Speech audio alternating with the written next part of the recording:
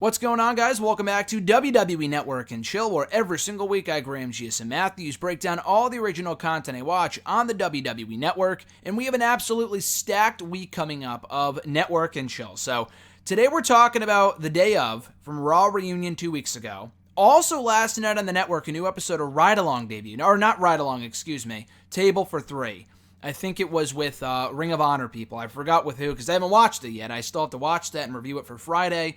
Then we also have, obviously, Ms. and Mrs. airing tonight on the USA Network. That should be up Saturday, hopefully. And then Sunday, Monday, Tuesday. Well, the network is putting up a slew of new content over the course of this coming weekend. They have, I think, Target or TakeOver Target, whatever it is, Target TakeOver. I'm hyping up the new NXT TakeOver special on Saturday. So I'll probably watch that and put that up before TakeOver on Saturday just to keep it timely. They're also going to have a new Chronicle going up on Saturday. I want to say on Seth Rollins I saw. A new Chronicle on Rollins on Saturday after TakeOver. Then a new 24 on Kofi Kingston after the pay-per-view on Sunday. Now, I could be completely off on all of this, but this is what I saw according to a WWE Network official site that releases all the info on all the stuff that's going to be premiering on the network in the weeks and days ahead. So I'm pretty sure that's the set schedule, which would make sense with what the network has put up during, big weekends like this in the past. Usually they'll put up something after TakeOver on Saturday and then something else after the main WWE pay-per-view that Sunday, like SummerSlam. So that would make sense. But if so, we have a lot of content to cover in the next week and a half here on Network and Chill. And of course, Ms. and Mrs. next Tuesday as well, in addition to this week's episode. And also whatever they put up on the network after Raw next week, which I don't think they will if they're doing a new 24 after the pay-per-view on Sunday. Still, though, a lot of stuff to get to, so time will tell when things will be going up. We'll likely have 2 episodes up of Network and Chill this weekend. Like I said, today we're talking day of Raw Reunion. Friday, Table for Three, that aired also last night after Raw. Why they put up 2 new ones after Raw and not just one new episode of whatever, I'm not sure. I don't know why they did 2. It's usually just 1. I'm just going to get to 1 today. And then Ms. and Mrs. Saturday, the TakeOver Target thing on Saturday morning as well before TakeOver. Sunday Chronicle, Monday 24, Tuesday, I have no idea. So again, we'll get to all of this in due time. Wrestle Rant will be postponed indefinitely until I get to all of this new network content going up in the next week or so. So anyway, getting to this edition of WWE The Day Of, featuring Raw Reunion. So this is not a new series. It is to the network. But WWE has been doing this Day Of thing for, I want to say, at least a year now, for a while. It basically is what the title of the show suggests, in that they take you through the day of that particular pay-per-view event, whatever. They do this with almost every pay-per-view. WrestleMania, even Extreme Rules, Survivor Series, Royal Rumble. They do it all the time after all the pay-per-views on their YouTube channel. And I've also seen them do it for like Raw 25, which I think they did a 24 special on last year, which was also good. They did one on SmackDown 1000. They do it on a lot of different stuff. Usually it's like, okay, they'll take you through the day through one superstar's particular point of view. This one, it's just like everybody. They did do one for Raw 25, or rather for Raw Reunion. I get the two mixed up because they were so similar. And I guess this might be the start of them doing it on the network. They always did it on the YouTube channel, which you could check out all the old episodes of the Day Of from. And they were all great, but I felt like they were too short. And for a pay-per-view, I mean, they only really take you up until the actual, start of the pay-per-view, not the pay-per-view itself, which I guess would make sense. They kind of leave off at the start of the show. This one, they take you through the entire episode of Raw Reunion. Maybe because it's free TV, I don't know. But still, I would like to see more of these elongated versions of the Day Of on the WWE Network and not just the 5-minute versions on YouTube. So we started off this special with Stone Cold Steve Austin arriving at the arena, and I think Tampa they were at for Raw Reunion 2 weeks ago.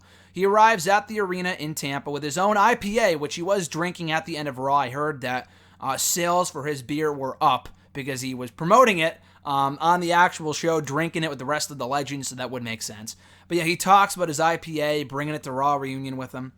We see shots of all the other legends arriving and interacting, whether it be with themselves or current, talent on the WWE roster.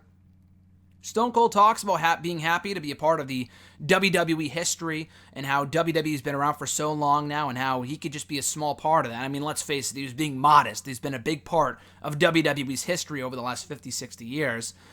We also hear from Hulk Hogan, who appeared on the show, saying that, it's always so great to be out there in front of the audience, being back now after being away from the company for a few years. Didn't really get into that too much, but he did talk about missing the feeling of being out there in front of a big crowd that you can only really get inside WWE. And he also said that he was the only time that he was ever really at peace was inside that ring. We also hear from former Divas champion Kelly Kelly and also former now 24/7 champion Kelly Kelly, who won the championship at Raw Reunion 2 weeks ago. She called it just one giant family reunion, which is really what this is. I mean, it's great to see all the legends for our sake as we grow up watching them, stuff like that.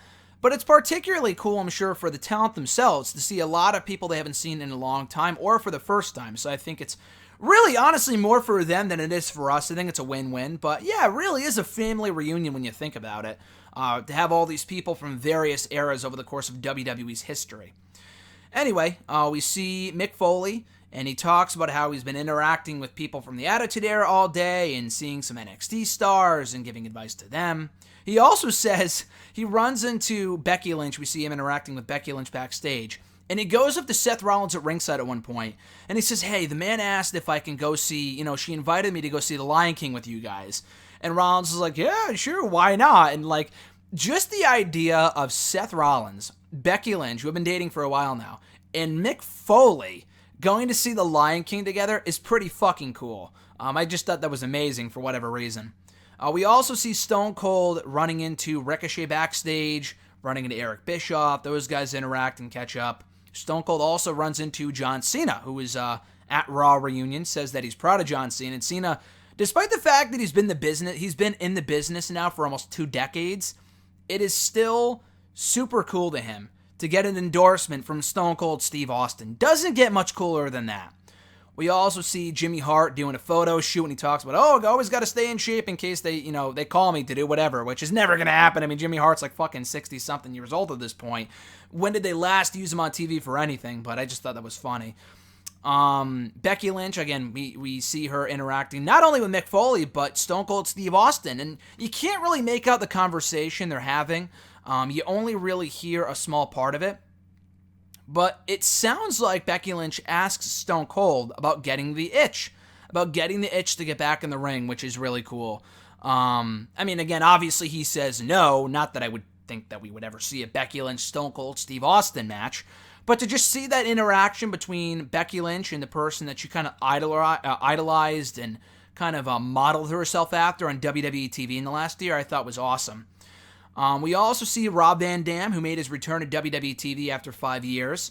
Thinks that the fans will be very excited to see him since his appearance on the show is a surprise. Having been an Impact, too, it's kind of cool to see him in WWE. John Cena kicked off the night, and this is really where the highlights kick in, so it's really highlights from this point forward of everything that happened at Raw Reunion. John Cena kicked off the night, followed by the Usos and Rikishi. Rob Van Dam went out to help out Rey Mysterio. We see him walking out. Before he walks out to appear in front of the crowd, he goes, I got your back, Ray, because that was during the match between Sami Zayn and Rey Mysterio. I thought that was funny, too. We see Seth Rollins coming backstage from the DX NWO-esque reunion, and he just thanks DX for doing that for him and just kind of endorsing him and letting him be out there and front of these people that, again, he grew up watching, and says that even at 33, his dreams are still coming true. He's still checking off boxes at 33, which, again, really goes to show how big of a fan Seth Rollins is, even at this point. It was also funny to see the legends lining up backstage for their cameo at the end of the show when they were doing the toast with Ric Flair, Hulk Hogan, and Stone Cold. Ric Flair went out first, and then followed by all the other legends. And it was just funny to see Michael P.S. Hayes go, now everyone line up when you hear your name called, get in that order, blah, blah, blah. It's just amazing to hear that, all the legends are taking order from fucking Michael P.S. Hayes, just to line up like they're in 5th grade or something. Again, just a lot of the things that we see on this episode, on this show, the day of, is just, it's mind-boggling to me, but in the best way possible. Hulk Hogan also talked about getting jitters beforehand. I mean, he's appeared in front of the crowd a few times since he came back, but it's always nervous for him. Austin said the same thing. Austin said that he was nervous going out there because he didn't know what he was going to say, but it was awesome. And he just spoke from the heart, and the crowd responded accordingly. It was just an awesome appearance from Stone Cold, an awesome way to go off the show, and just an awesome show in general. I very much enjoyed Raw Reunion. Didn't really do a lot to benefit the current talent, mind you, or really build the SummerSlam this Sunday, but for what it was, I thought it was a great nostalgic show that they really should be doing less of, just because they should be focusing on the current talent. But still, for what this was, I thoroughly enjoyed it. This wasn't anything groundbreaking. You won't learn anything new from watching this episode of The Day Of on the network or the old episodes on the YouTube channel. But I just think it's cool. So if you enjoyed Raw Reunion like I did, you should like the special as well. Check it out on the WWE Network, The Day Of Raw Reunion. Again, check out all the old episodes too on the YouTube channel. There's some great content there. Like I said at the start of the show, guys, more network and chill episodes coming up over the next week between, I think, presumably, I mean, WWE made no mention of this, as far as I'm aware, on Raw on Monday. But I know we have a new table for 3 coming up, or that already actually premiered. I got to watch that. That aired after Raw on Monday, in addition to the Day Of show. That review should be up on Friday. Miz and Mrs. Tonight, new review of that coming up this weekend. Target Takeover, Toronto. They have a new Chronicle, a new 24, I think on Kofi Kingston, the Chronicles on Seth Rollins. So, again, a lot of things to focus and review on here, a lot of great content. If you're not a subscriber of the network, now's the time to sign up and get all this great stuff for just $9.99 a month. And that's not a plug for the network, I guess it kind of is. I don't work for them, I'm just saying it's a steal of a deal for all this stuff you're getting, in addition to all the pay-per-views and the old content. So anyway, guys, thank you for checking out this review, very much appreciate it. Be sure to like this video, drop a comment, share the video, and subscribe to the channel for more content. I'm Graham G.S. Matthews, guys, and I'll catch your ass down the road.